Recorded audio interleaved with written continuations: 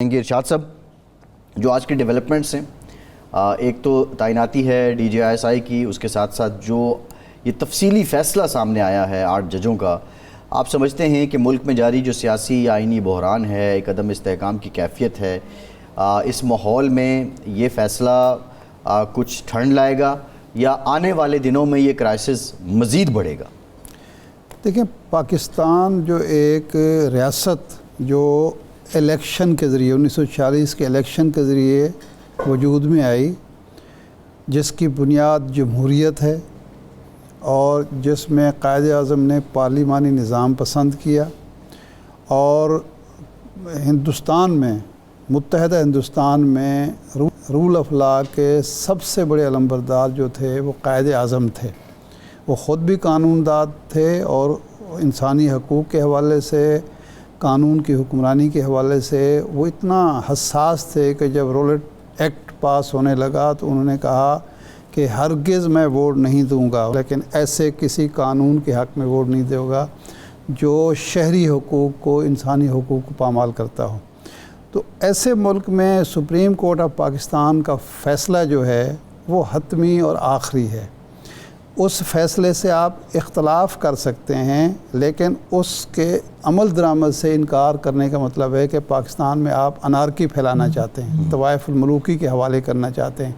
آپ چاہتے ہیں کہ یہاں ہر شخص کا اپنا قانون ہو اور ہر شخص جو ہے اس کی مرضی ہے کہ کسی عدالت کے فیصلے کو مانے نہ مانے، اور یہ کام اگر کوئی حکومت کرے یا الیکشن کمیشن جیسا ادارہ کرے تو یہ زیادہ خطرناک بات ہے کہ آپ عام لوگوں کو ترغیب دے رہے ہیں کہ جب بڑے جو قانون پر عمل درآمد کر کے جنہوں نے قانون کی حکمرانی کو یقینی بنانا ہے، اگر وہ کسی فیصلے پر، عدالتی فیصلے پر عمل درآمد نہیں کر رہے تو آپ کیسے پابند ہو گئے؟ پھر اس ملک کی ایک خاص معاملہ ہے ہمارے ساتھ، ٹی ٹی پی جیسی تنظیمیں ہیں، بی ایل اے جیسی تنظیمیں ہیں جو ہمارے آئین کو مانتی نہیں ہیں، ہمارے قوانین کو مانتی نہیں ہیں، وہ نوجوانوں کو گمراہ کرتی ہیں۔ جی، ہم اگر آئین کو نہیں مانیں گے، عدالتی فیصلوں کو نہیں مانیں گے، عدالت جو ادارہ ہے آئین کی اور قانون کی تشریح کرنے والا، اس کو متنازع بنانے کی کوشش کریں گے تو وہ تو ان لوگوں کے ہاتھ مضبوط کرنے کے مترادف ہے جو یہ کرنا چاہتے ہیں۔ تو اس لیے یہ فیصلہ ہے، اور ان تمام سوالات کا جواب آج کے فیصلے میں آ گیا ہے کہ مثال کے طور پر ایک بہت بڑا سوال تھا جی پی ٹی آئی تو فریق ہی نہیں تھی۔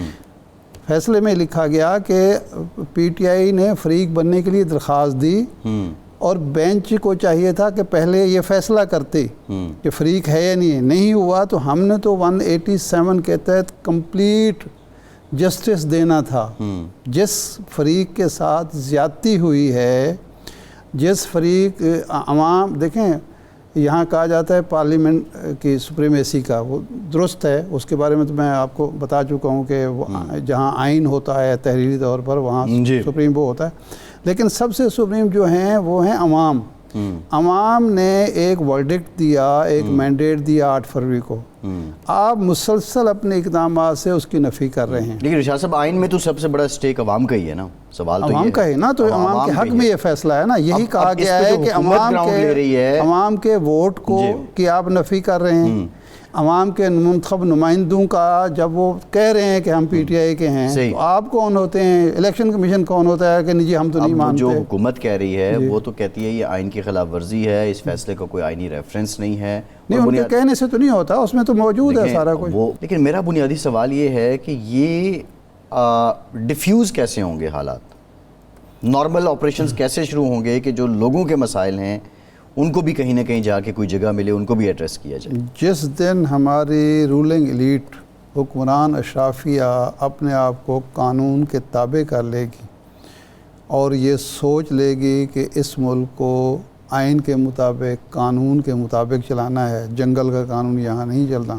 اس دن سارے معاملات ٹھیک ہو جائیں گے۔ اب دیکھیں نا اس وقت جو ہو رہا ہے، قاضی صاحب کو وہ ڈوز مل رہی ہے اس دوائی کو جو انہوں نے خود ایجاد کی تھی، وہی خط لکھا کرتے تھے جسٹس مرتا بندیال صاحب کے دور میں بھی، جسٹس گلزار صاحب کے دور میں بھی، اور اس طرح کی وہ مین میخ، اور وہ کہتے تھے کہ جناب 3 رکنی کمیٹی ہونی چاہیے جو یہ فیصلہ کرے کہ کون سا بینچ کب کام کرے گا.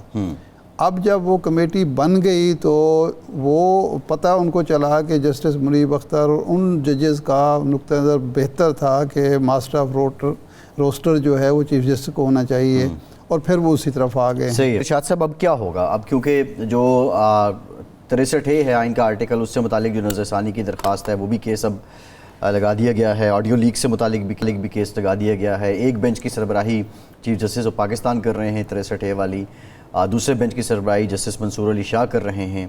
یہ معاملہ یہیں تک رہے گا؟ منصور علی شاہ صاحب آپ کو کیا لگتا ہے کہ پریکٹس اینڈ پروسیجر کمیٹی کے بائیک آؤٹ تک ہی رہیں گے, یا کل کو وہ یہ بھی کہیں گے کہ سماعت بھی وہ نہیں کر رہے؟ نہیں, یہ جو بینچ کس نے بنایا ہے؟ کمیٹی تو نامکمل ہے. منصور علی شاہ صاحب تو اس میں شریک ہی نہیں ہوئے.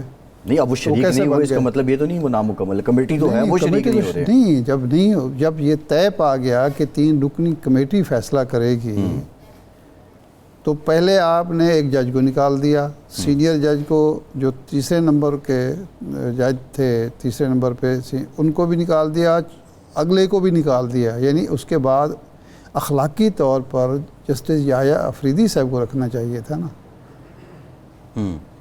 امین الدین صاحب کو رکھنے کی کیا تک ہے؟ نہیں شاہ صاحب, اب یہ تو خیر انہوں نے ڈیسائیڈ کرنا, لیکن کمیٹی کا وجود تو ہے, اب جج موجود نہیں ہے. نہیں, پہلی تو یہ کمیٹی کی تشکیل ہی غلط ہو گئی نا. کہ پہلی بات یہ ہے کہ ایک کمیٹی کے آپ علم بردار تھے کہ 3 یعنی چیف جسٹس کے ساتھ 2 سینئر موسٹ جج بیٹھ کے ڈیسائیڈ کریں بینچ کیسے بنیں گے.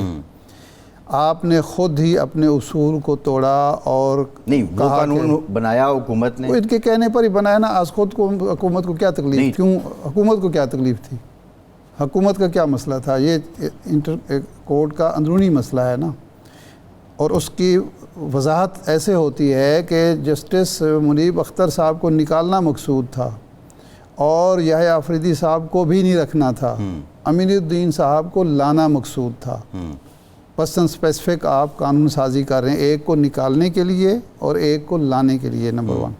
دوسرا یہ ہے کہ کمیٹی کا اجلاس جو ہے, یا تو اس میں لکھا جاتا ہے کہ جی یہ کمیٹی یہ وہ ہوگی, خواہ ایک جج بھی ہو بیٹھ جائے تو وہ کمیٹی بن جائے گی. 3 رکنی کمیٹی کا مطلب ہے 3 ارکان بیٹھیں, اس میں اختلاف رائے ہو تو 2 کے جو فیصلہ ہوگا وہ فیصلہ سمجھا جائے گا. یہی ہوتا ہے نا اصول. آج 5 رکنی بینچ, اگر 5 رکنی بینچ ایک بناتے ہیں, ایک جج نہیں آتا تو وہ ہیرنگ کر سکتا ہے 4 رکنی بینچ, کر سکتا ہے. نہیں, ابھی یہ اس میں ہوئی ہے نا جو لارجر بینچ تھا, یہ جو بھی اس کا سیٹوں والا فل کورٹ جو بینچ تھا, اس میں جسٹس نہیں تھی ایک, وہ تو رکھی نہیں گئی تھی نا. نہیں 13 رکنی بینچ تھا. 13 رکن تھا. ایک جو خاتون چیف جسٹس ہیں وہ 2 دن نہیں آئی ہیں 2 سماعتوں پہ, کسی میں بھی نہیں آئی, وہ رکھی نہیں گئی کیونکہ ان کی طبیعت خراب تھی. مسرت ہلالی صاحبہ جو تھی وہ 13 رکنی بینچ کا حصہ نہیں تھے. 13 رکنی بینچ میں سے ایک جج بھی اٹھ کے چلا جاتا تو ایڈجرن ہو جاتی نا. جو پروسیجر یعنی آپ کہہ رہے ہیں کہ یہ آڈیو لیکس والا جو کیس ہے بینچ ہے, اس پہ آپ کو لگ رہا ہے کہ تاریخ نہیں دی گئی نا. رجسٹرار نے یہ کہا ہے کہ تاریخ کا اعلان بعد میں کیا جائے گا. پہلی تو میں یہ سمجھ رہا ہوں, میری انڈرسٹینڈنگ یہ ہے کہ یہ تشکیل ہی نہیں ہو پا. جب آپ کی کمیٹی کا اجلاس ہی نہیں ہوا, دیکھیں ہفتے والے ایک دن اجلاس ہوا, اس میں چیف جسٹس صاحب تشریف نہیں لائے, یہی ہوا نا. ہفتے کو منصور علی شاہ صاحب نہیں آئے, اس کی آج پھر نہیں آئے. دوسری میٹنگ ہوئی تو منصور علی شاہ صاحب نہیں آئے. جب پہلی میٹنگ میں چیف صاحب آئے تو وہ 2 جج چاہتے تو وہ یہ اعلان کر دیتے نا کہ چیف جسٹس صاحب نے ایک موقع پر یہ کہا تھا. جسٹس اعجاز الحسن صاحب جب چلے گئے تھے, ایک میٹنگ میں نے شریک ہوئے تھے, تو انہوں نے یہ کہا تھا کہ چیف جج جو ہیں ہم 24 گھنٹے کے ملازم ہیں اور 24 گھنٹے کی تنخواہ لیتے ہیں, تو اس کو چھوڑ کے کیوں چلے گئے. تو یہ جب کمیٹی کا اجلاس طلب کیا تو وہ چیف صاحب نے خود کیا ہوگا نا, ہیڈ تو وہی ہے نا, اس میں خود نہیں آتے. اس کے بعد 2 ججوں نے تو کمیٹی تشکیل نہیں دی, بینچ تشکیل نہیں دیے. جب دوسری میٹنگ ہوئی اس میں منصور علی شاہ صاحب نہیں آئے تو بینچ تشکیل نہیں ہوئے نا. آج کیسے ہو گئے؟ پہلی بات. دوسری بات یہ ہے کہ منصور علی شاہ صاحب کے 2 اعتراضات ہیں. پہلی تو یہ ہے کہ انہوں نے کہا کہ جب وہ پہلے آیا تھا پریکٹس اینڈ پروسیجر بل تو فل کورٹ بلائی گئی تھی, اور فل کورٹ میں انہوں نے قاضی صاحب نے کہا تھا کہ آئندہ بینچ اس طرح تشکیل پائیں گے. اتفاق ہو گیا, جسٹس منیب بھی آگے, جسٹس منصور بھی آگے, ابھی جسٹس منیب کو نکال دیا, فل کورٹ بھی نہیں بلائی. ایک آرڈیننس آیا ہے, اور ویسے بائی دا وے آپ کو علم میں ہے کہ قاضی صاحب اس کے بارے میں فیصلہ دے چکے ہیں, فیصلوں میں کہہ چکے ہیں کہ آرڈیننس پارلیمنٹ کی موجودگی میں آرڈیننس نہیں آنے چاہیے. صحیح ہے, لیکن آرڈیننس کے ذریعے آ گیا, اور چند گھنٹے کے بعد کمیٹی سے ایک ترمیم آ گئی. قاضی صاحب کے پاس آپشن کیا ہے, وہ نہ مانے اس کو. نہ وہ اجلاس بلائیں, وہ کہیں کہ بھئی ابھی تو اس پر دیکھیں نا, وہ ترمیم جو ہے آرڈیننس ہے نا, پہلے تو اس پر باقاعدہ ریویو ہونا ہے. ابھی گیزٹ آف پاکستان کا تو ارشاد صاحب حصہ ہے نا, وہ پابند نہیں ہے, اس میں یہ پابند نہیں کیا گیا ان کو کہ آپ کمیٹی تشکیل دیں. اس میں کہا گیا ہے کہ وہ سینئر جج کسی جج کو رکھ سکتے ہیں. اس میں یہ نہیں کہا گیا کہ وہ نکالیں فوری طور پر, اور تیسرے جو سیکنڈ سینئر موسٹ ہوگا وہ نہیں ہوگا, اس میں نہیں لکھا ہوا. اس میں کیا ہے, وہ چاہیں تو ایک جج کو رکھ سکتے ہیں, انہوں نے فوراً رکھ لیا. صحیح ہے. تو وہ جو اپنے طے شدہ پیرامیٹرز ہیں ان کی, یہ جو خط لکھا کرتے تھے, اب وہ خط فیس کریں گے, سنیں گے. اور آج جو خط لکھ رہے ہیں وہ کل آج فیس کریں خط گے. لکھنے والا وہ ہے, آج خط لکھنے والا وہ ہے جو چیف جسٹس ہے مستقبل کا. ٹھیک ہے, تو اس کے خط کی اہمیت ہونی چاہیے. قاضی صاحب کو مہربانی کر کے یہ کمیٹی ختم کرنی چاہیے, منیب صاحب کو واپس لانا چاہیے, اور پھر بیٹھ کے فیصلہ کر لینا چاہیے.